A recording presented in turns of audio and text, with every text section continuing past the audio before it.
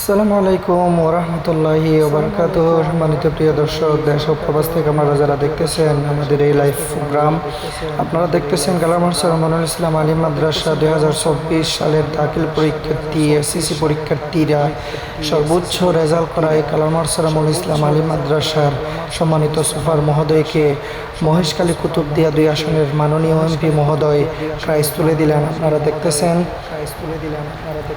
আপনারা অতীতে দোয়া করবেন যেন এই কালামার স্যার মনুল ইসলাম আলী মাদ্রাসা যেন সর্বোচ্চ রেজাল্ট করে এই ধরনের সুনাম বয়ে আনতে পারে।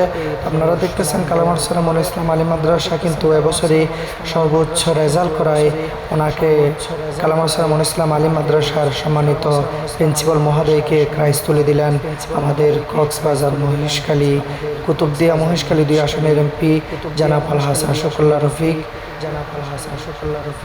পদক নিয়ে নিচ্ছেন কালামার স্যার মনুল ইসলাম আলী মাদ্রাসার সম্মানিত প্রিন্সিপাল জনাব আলহাজ মৌলানা মুবিনুল হক সাহেব, সুপার মহোদয় কালামার স্যার মনুল ইসলাম আলী মাদ্রাসা মহেশখালী কক্সবাজার।